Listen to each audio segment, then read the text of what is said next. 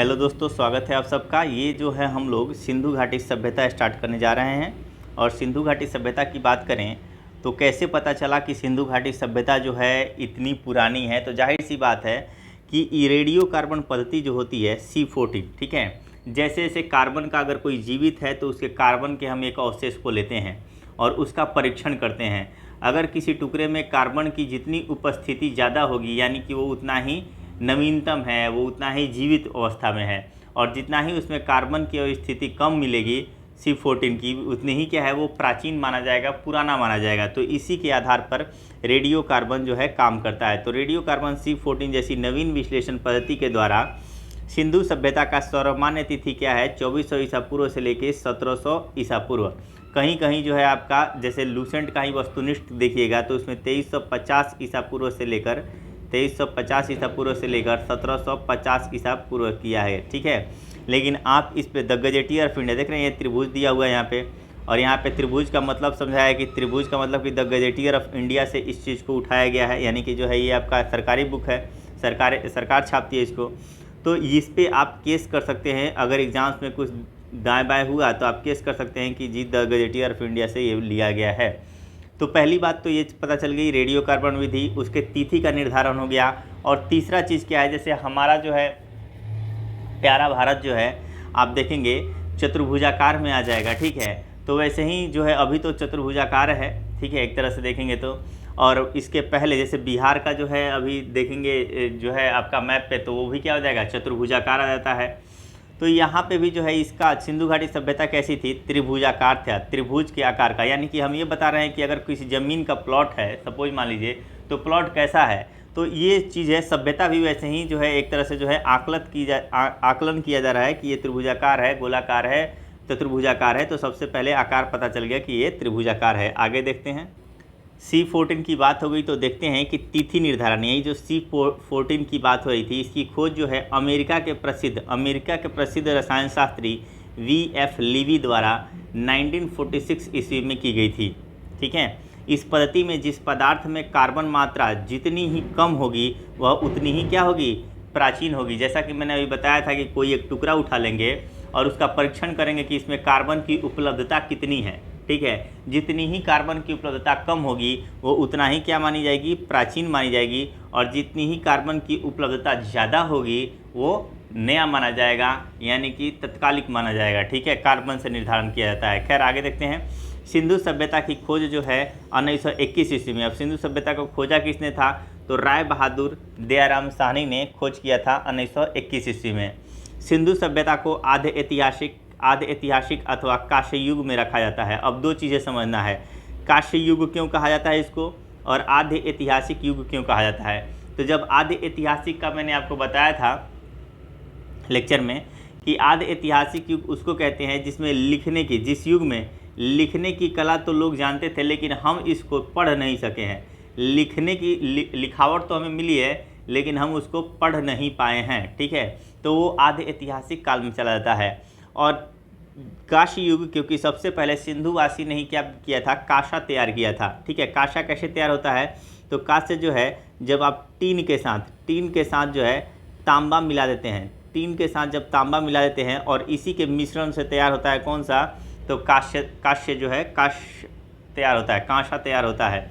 तो सबसे पहले कांसा यहीं पे देखा गया, इसीलिए इसको कांस्य युग कहा जाता है। इस सभ्यता में मुख्य निवासी जो है द्रविड़ एवं भूमध्य सागरीय हैं। कौन है, द्रविड़ एवं भूमध्य सागरीय हैं, ठीक है। द्रविड़ एवं भूमध्य सागरीय याद रखिएगा। सर जॉन मार्शल की बात करें तो जॉन मार्शल को क्या कहता है, भारतीय पुरातत्व सर्वेक्षण विभाग के तत्कालिक महानिदेशक हैं। अब जब ये महानिदेशक हैं तो यही बताएंगे 1924 में, इन्होंने 1921 में ध्यान रखिएगा कि खोज हुआ था, ठीक है। 1921 में खोज हुआ था और 1924 ईस्वी में सिंधु घाटी सभ्यता नामक एक उन्नत नगरीय सभ्यता पाए जाने की विधिवत घोषणा किया गया। क्योंकि अंग्रेज़ों से ये बात पच नहीं रहा था कि हमसे कई गुना जो है ज़्यादा विकसित सभ्यता भारतीयों के पास ऑलरेडी कई साल, हज़ारों साल पहले थी, ठीक है। ये बातें डाइजेस्ट नहीं हो रहा था, पच नहीं रहा था, इसलिए उन लोगों ने पूरा तहकीकात करने के बाद देखिए कि 1921 में खोज होने के उपरांत बाद में दबाव पे 1924 ईस्वी में जो है विधिवत घोषणा किया गया। महानिर्देशक कौन है, सर जॉन मार्शल के द्वारा। आगे देखते हैं, सिंधु सभ्यता के सर्वाधिक पश्चिमी पुरास्थल की बात करते हैं तो अब चौहद्दी की बात कर रहा है। ठीक है, चौहद्दी की बात कर रहा है। यहाँ पर मैं आपको दिखाता हूँ, जैसे ये रहा, ठीक है मैप। तो ये आपका पूर्वी हो गया। पूरब में जो है आपका देखेंगे यहाँ पे आलमगीरपुर। ठीक है, आलमगीरपुर जो है जिला मेरठ उत्तर प्रदेश में। उत्तर की बात करेंगे तो ये मांडा, ठीक है, मांडा। और मांडा कहाँ है? जम्मू कश्मीर में था। ठीक है, मांडा जो है जम्मू कश्मीर में था। पूरब में आलमगीरपुर, उत्तर में मांडा जम्मू कश्मीर। ठीक है, मांडा जम्मू कश्मीर, आलमगीरपुर। और अगर दक्षिण की बात करेंगे तो दाइमाबाद जो है महाराष्ट्र में था। ठीक है, और अगर पश्चिम की बात करें तो पश्चिम में है आपका सुतकांगेडोर। ठीक है, सुतकांगेडोर। और सुतकांगेडोर जो है बलूचिस्तान, जो पाकिस्तान में है। ठीक है, पाकिस्तान में है, वहाँ पे जो है ये पार्ट है हमारा। तो इस तरह से जो है इसके चौहद्दी के बारे में बता दिया गया। अब देखते हैं यहाँ पे सिंधु सभ्यता के सर्वाधिक पश्चिमी पुरास्थल दास्क नदी के किनारे, जो सुतकांगेडोर था, ये किस नदी के किनारे है? दास्क नदी के किनारे था। पूर्वी पुरास्थल जिसको आप आलमगीर कहते हैं, ठीक है, आलमगीर जो है ये हिंडन नदी के किनारे था। उत्तरी पुरास्थल जो आपका जम्मू कश्मीर में मांडा है, ठीक है, मांदा है, ये आपका जो है चिनाब नदी के किनारे है। और दक्षिणी पुरास्थल जो आपका गोदावरी नदी के तट पे है, दाइमाबाद में है। ठीक है, गोदावरी नदी दाइमाबाद में, ये आपका जो है गोदावरी नदी कहीं कहीं जो है गोदावरी न लिख के प्रवरा नदी देता है, प्रवरा। तो प्रवरा भी जो है गोदावरी की सहायक नदी है। एग्जैक्ट लोकेशन बोलेगा तो प्रवरा नदी हो जाएगा, लेकिन प्रवरा हालांकि गोदावरी की सहायक नदी है, इसीलिए गोदावरी नदी भी चलेगा आपका। ठीक है, व्यापक पैमाने पर देखा जाए तो ये भी क्या है? ये भी जो है सही उत्तर होगा। ठीक है, आगे देखते हैं। अब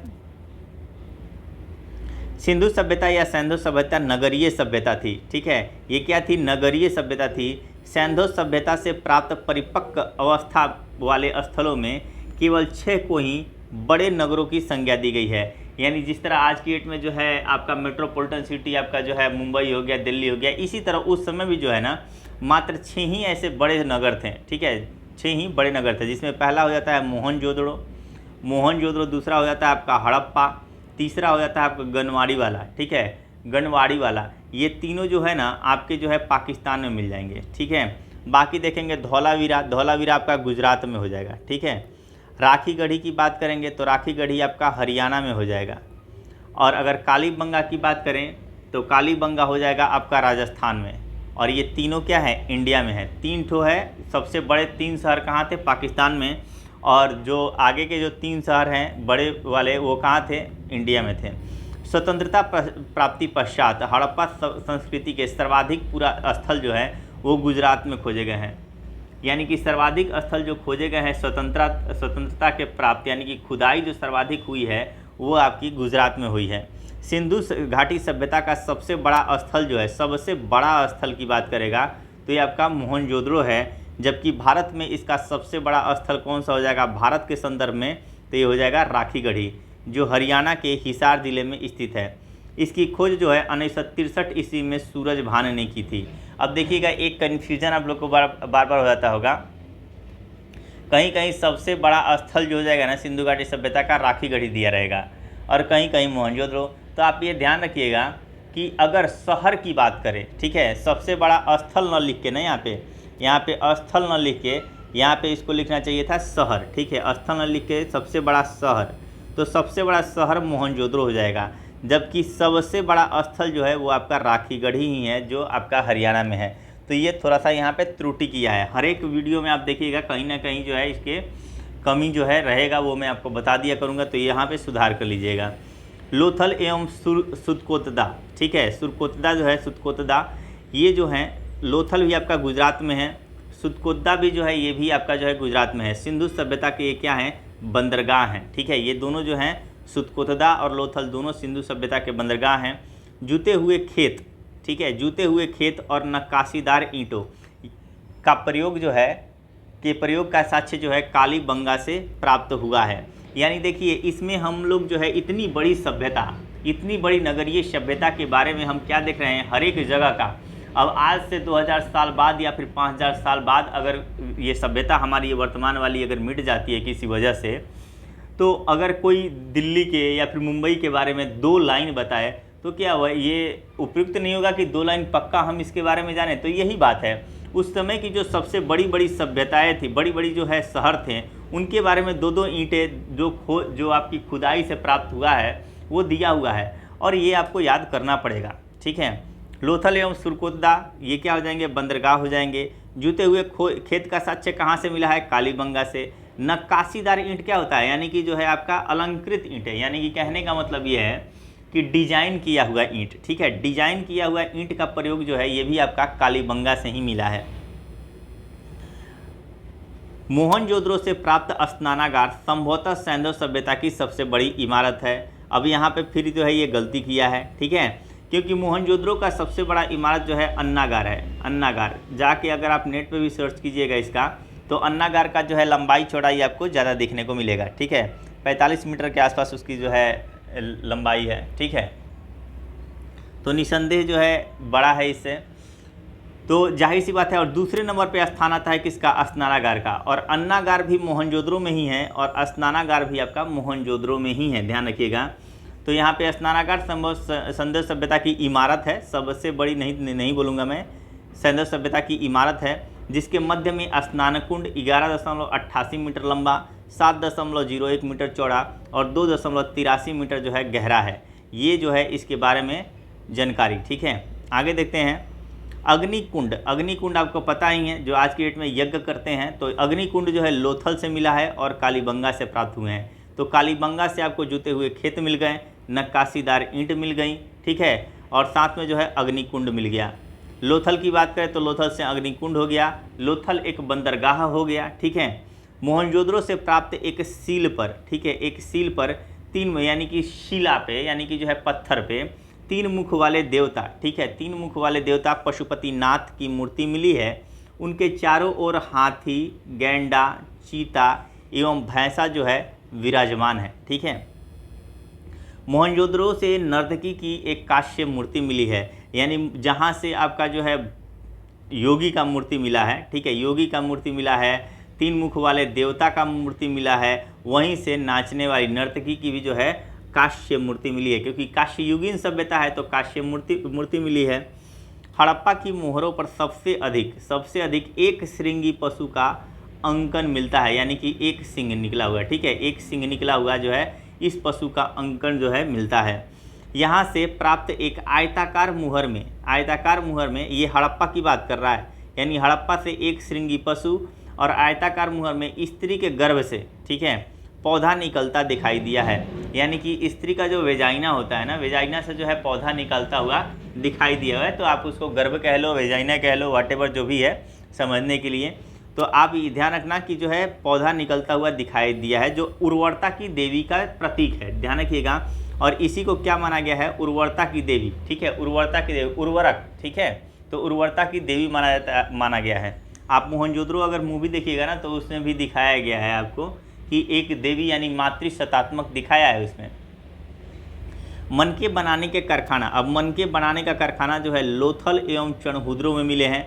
तो लोथल से आपको अग्निकुंड मिल गया। ठीक है, लोथल एक बंदरगाह हो गया, लोथल से मनके बनाने का कारखाना मिल गया। ठीक है, चणहुद्रो से भी मनके बनाने के कारखाना मिले हैं। सिंधु सभ्यता की लिपि जो है भाव चित्रात्मक, यानी कि जब आप पढ़ ही नहीं पाए हो आप इसको, तो उसके भाव को समझते हो कि ये ऐसे ऐसे पेंट कर दिया है सब, कि क्या किया है सब, बस कोशिश करते हो। तो इसलिए क्या है, उसका भाव चित्रात्मक है। यह लिपि दाईं से बाईं, ठीक है, दाईं से बाईं, ठीक है, और लिखी जाती थी। और जब अभिलेख एक से अधिक पंक्ति का होता था तो फिर दाईं से, तो फिर पहली पंक्ति दाईं से बाईं और दूसरी पंक्ति बाईं से दाईं होती थी, यानी वो कुछ इस प्रकार की होती थी। स्टार्ट ऐसे होता था, यानी एस आकार का जो ऐसे ऐसे ऐसे ऐसे ऐसे, ठीक है, पहले स्टार्ट हुआ, फिर यहाँ से, फिर दूसरा लाइन, फिर यहाँ से तीसरा लाइन, फिर ऐसे एज इट इज चलता था। ठीक है, आप समझ सकते हैं। आगे देखते हैं। लेखन कला की उचित प्रणाली विकसित करने वाली पहली सभ्यता सुमेरिया की सभ्यता थी। देखिए, ये सुमेरिया सभ्यता की जो लेखन शैली है ना, इसके सुमेरिया की सभ्यता में जो कुछ भी लिखावट है इसको इंसान पढ़ पाया है, तो हम कहेंगे कि लेखन कला की उचित प्रणाली विकसित कब हुई है, सुमेरियन की सभ्यता में। ठीक है, आगे देखते हैं। सुमेरिया की सभ्यता जो है इराक ईरान की सभ्यता थी, तो इसकी बात बाद में विश्व की बात कर रहे हैं यहाँ पे। कि विश्व में जो सबसे पहली सभ्यता कोई जो लेखन कला उचित प्रणाली जहाँ पे विकसित हुई थी वो सुमेरिया की सभ्यता थी। सिंधु सभ्यता के लोगों ने नगरों तथा घरों के विन्यास के लिए ग्रिड पद्धति अपनाई। अब ग्रिड पद्धति क्या करते हैं, ग्रिड पद्धति यानी कि जो है 90 डिग्री पर जो है कटिंग होगा, ठीक है। ये रोड गया, ये रोड गया, अगर इधर से कोई गली जा रहा है तो ऐसे जा रहा है, यानी कि कटिंग क्या होगी, 90 डिग्री पे होगी। जैसे आप अक्षांश एवं देशांतर में देखेंगे, ठीक है, तो अगर एक ग्लोब है तो ग्लोब का जो है अक्षांश और देशांतर क्या करता है, एक दूसरे को 90 डिग्री पे काटता है, एक दूसरे को 90 डिग्री पे काटता है। तो यही था इनकी जो है ग्रिड पद्धति, इसी को कहते हैं। आगे देखेंगे हम, घरों के दरवाजे और खिड़कियां सड़क की ओर न खुल के, कहाँ, सड़क की ओर न खुलकर पिछवाड़े की ओर खुलते थे, यानी कि पीछे की ओर खुलते थे। अगर सड़क के सामने होगा तो जाहिर सी बात है कि कोई फट दे निकलेगा, रोड पे आएगा, एक्सीडेंट हो जाएगा, ठीक है। तो देखिए कितना जो है उचित सोच था कि क्या कर दिया गया है कि भाई घर यहाँ पे है और यहाँ पे रोड जा रहा है, तो इधर ना खुल के इधर से गेट इधर रहेगा। अब ऐसे जाके गली से जाओगे तो जाहिर सी बात है कि किसी चौराहे में मिलोगे तो चौराहे से मिल के जो है ऐसे अपना मेन रोड में मर्ज हो जाओगे, यानी कि मिल जाओगे। तो ये तरीका था, तो काफ़ी बेहतरीन तरीका था। केवल लोथल नगरों के घरों के दरवाजे जो है मुख्य सड़क की ओर खुलते थे। यानी लोथल क्या था, लोथल आपको पहले ही बताया कि ये बंदरगाह था, ठीक है। अब बंदरगाह में बार बार सामान जो है लोड करना है, बार बार निकालना है, तो क्या राउंड मार के थोड़े जाओगे। तो इसीलिए क्या कर दिया गया है, लोथल के केस में जो है अगर ये घर है तो घर, और ये अगर रोड है तो दरवाज़ा सामने, ठीक है।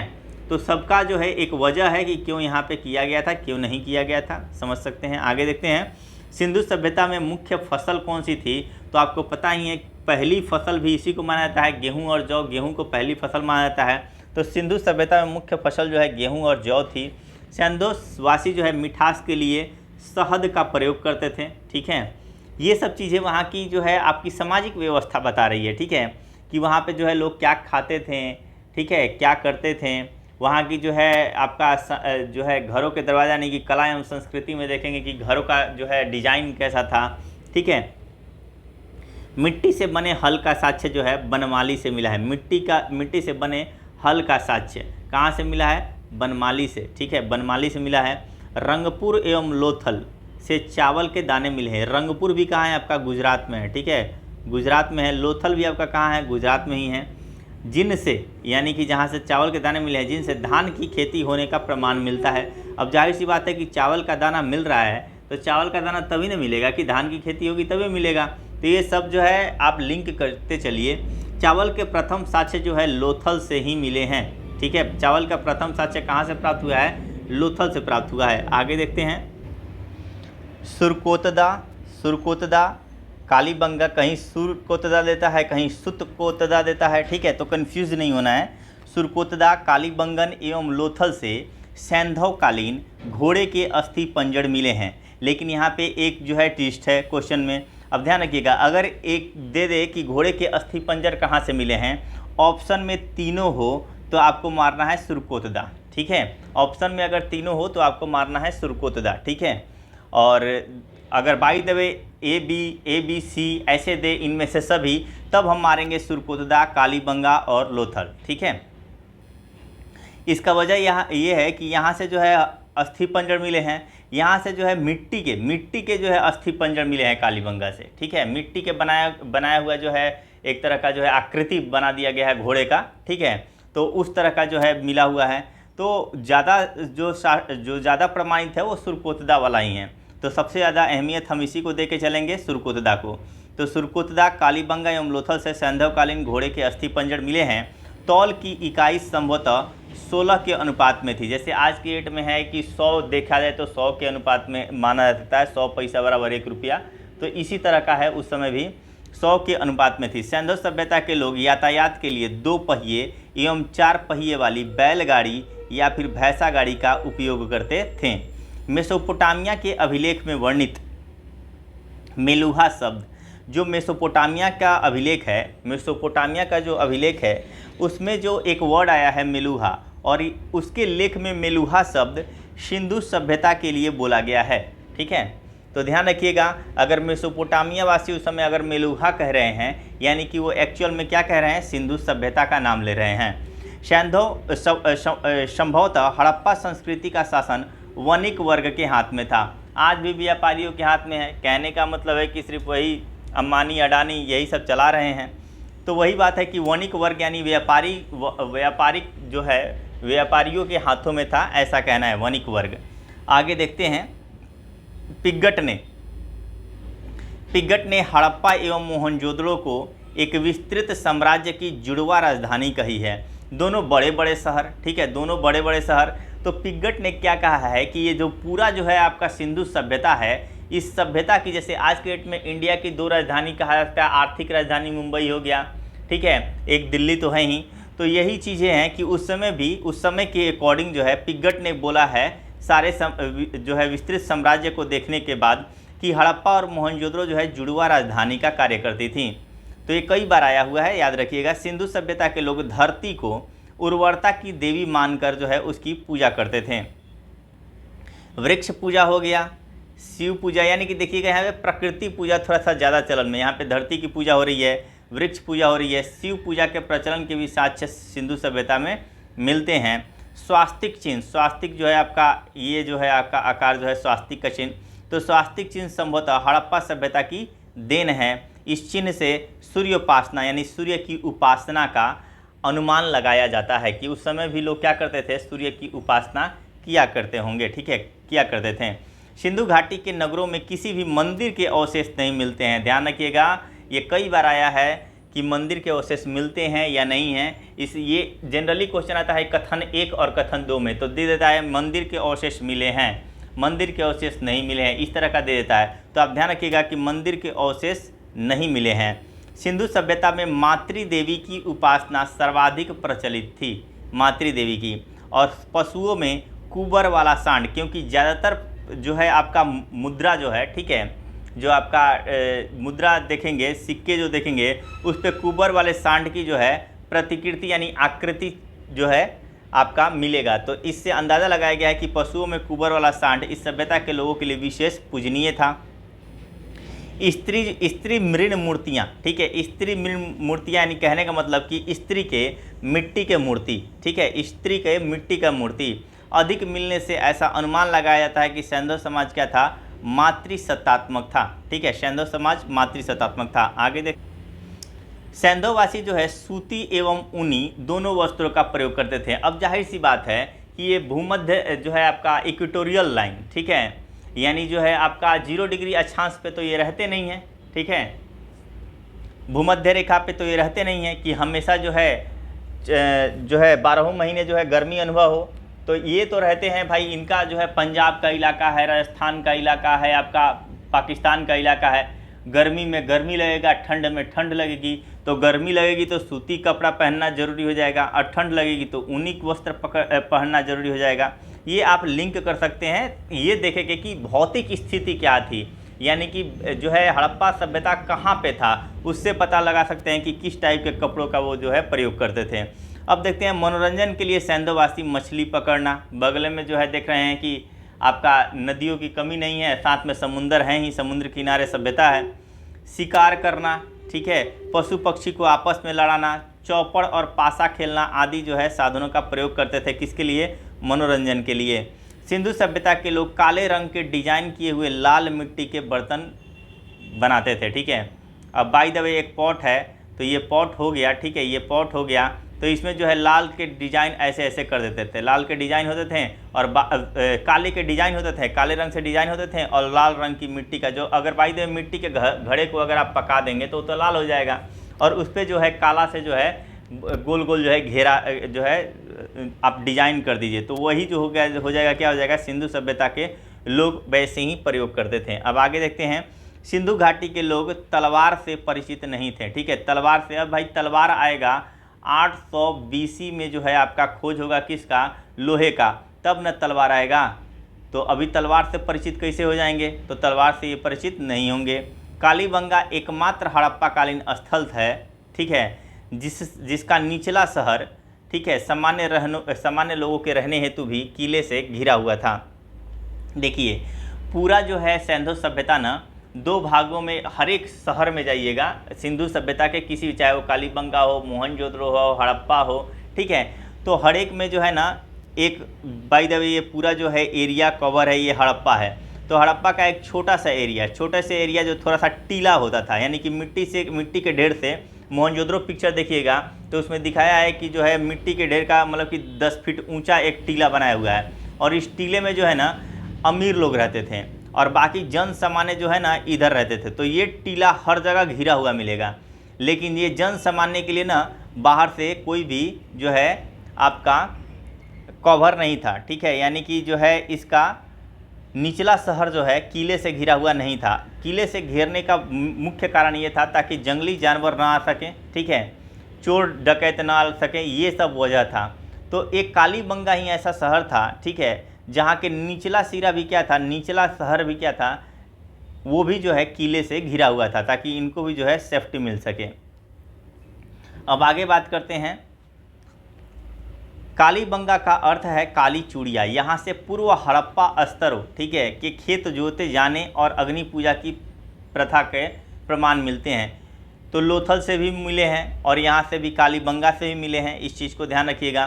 पर्दा प्रथा एवं वैश्यावृत्ति सिंधु सभ्यता में प्रचलित थी, ठीक है, पर्दा प्रथा। अब देखिएगा यहाँ के घर का जो है, घर के डिज़ाइन से आपको बहुत कुछ सीखने को मिलेगा।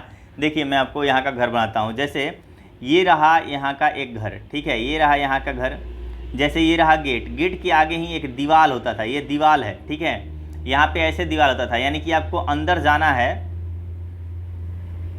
ऐसे, यानी कि आपको अंदर जाना है तो आप पूरी रफ्तार में नहीं जा सकते हैं, आपको अंदर जाके ऐसे कट करके फिर अंदर जाना है, ठीक है, ऐसे कट करके फिर ऐसे जाना है। यानी अगर कोई जानवर है तो वो नहीं जा सकता अंदर, ठीक है, और प्लस में कोई ज़्यादा रफ्तार में गया अटैक करने के लिए तो दीवार से टकरा के रिटर्न, ठीक है।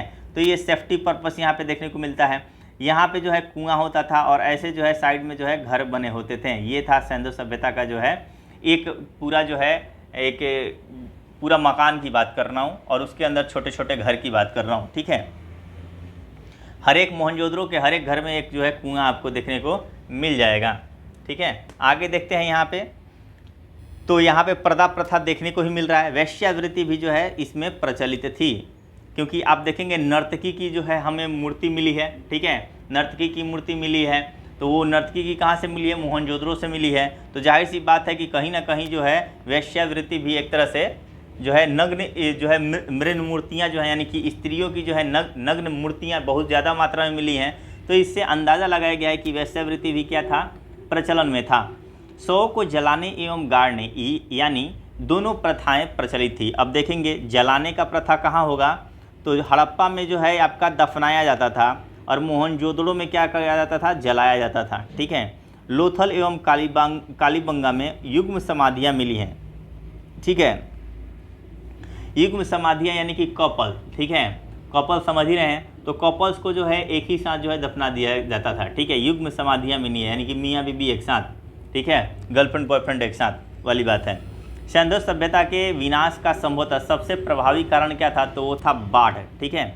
आग में पकी हुई मिट्टी, किसी भी मिट्टी को जो है आग में पका देते थे तो वो क्या कहलाता है, टेराकोटा कहा जाता है।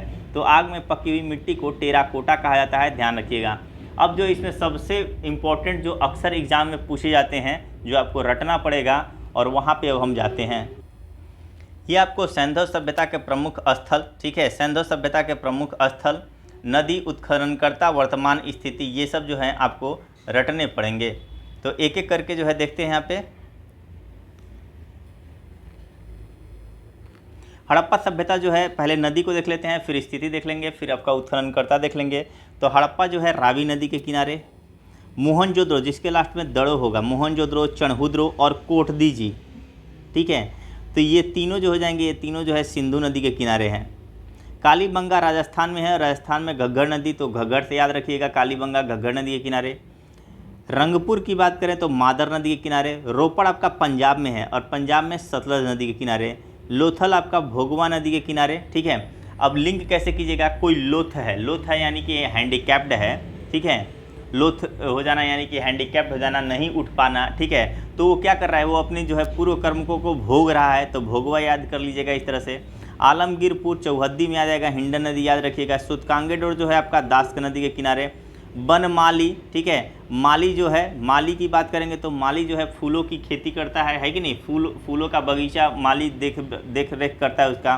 तो फूल जो है कई रंग होते हैं उसमें, तो बनमाली जो है रंगोई नदी के किनारे। और धौलावीरा आपका पता है गुजरात के कच्छ ज़िला में है। कच्छ ज़िला में एक ही नदी है और वो है आपकी लूनी नदी, वो भी कच्छ में क्या होती है, विलीन हो जाती है। शुतकाह जो है ये आपकी शादीकौर नदी के किनारे जो है ये आपका शुतकाह हो जाएगा। तो एक चीज़ जो है ऐसे ही याद करने की कोशिश कीजिएगा आप। आगे देखते हैं, यानी कि जो है आपका सैंधव सभ्यता के प्रमुख स्थलों की स्थिति अब देख लेते हैं। हड़प्पा जो है पाकिस्तान बस याद रखिएगा, पाकिस्तान के जो है साहिवाल जिला। और मोहनजोदड़ो जो हो जाएगा ये आपका पाकिस्तान याद रखिए।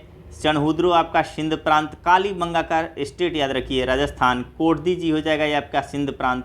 रंगपुर जो हो जाएगा, रंगपुर जो हो जाएगा गुजरात में हो जाएगा। बस काठियावाड़ जिला याद करने की जरूरत नहीं है, बस याद रखिए कि रंगपुर हो गया, ठीक है। लोथल हो गया, आपका धौलावीरा हो गया, तीनों क्या हो जाएंगे, तीनों जो है गुजरात में हो जाएंगे।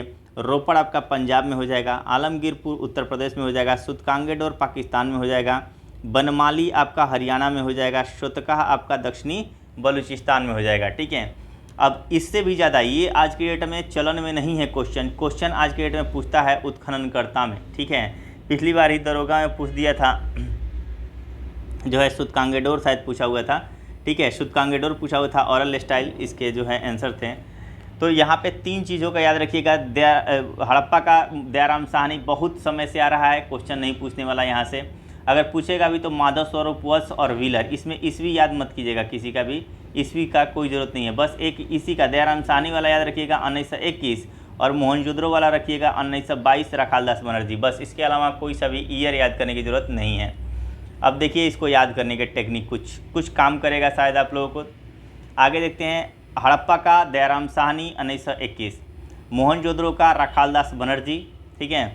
चनहुद्रो का कैसे याद रखेंगे, तो चनहुद्रो जो है जैसे ही चूहा को मौका मिलता है वो मज़ा ले लेता है, यानी कि कहीं घर में जो है कुतर देता है, काट देता है, तो मौके पे मज़ा ले लेता है, यानी चनहुद्रो। तो च से चनहुद्रो, चूहा से याद रखिएगा, और मौका से मैके याद रखिएगा, और मज़ा से मजूमदार याद रखिएगा। तो ये हो जाएगा, ठीक है। अगला देखते हैं, कालीबंगा। कालीबंगा की जब आप बात करेंगे तो किसी के भी गाल पे अगर थप्पड़ मारेंगे तो लाल और काला हो जाएगा, ठीक है। लाल और काला हो जाएगा, और मारने वाले को क्या आएगा, आनंद आएगा, ठीक है। तो कालीबंगा, बीबी लाल, बीके थापड़, अमलानंद से आनंद आएगा, ठीक है। तो इस तरह से चारों को लिंक कर लीजिएगा, ठीक है। कोटदी जी की बात करते हैं। कोटदी जी जो हो जाएगा इसका क्या हो जाएगा, फजल अहमद। याद रखिएगा 3 ठो, एक तो हो जाएगा आपका कोटदी जी, ठीक है। एक कोटदी जी याद रखिएगा जो बहुत इंपॉर्टेंट है, एक कोटदी जी, दूसरा आपका सुतकांगेडोर, तीसरा है शुतकाह, ये बहुत इंपॉर्टेंट है। ये तीनों जो है आपका पाकिस्तान में चल जाएगा, ठीक है। ये भी जो है कोटदी जी पाकिस्तान में है, ये भी पाकिस्तान में है, और ये भी पाकिस्तान में है।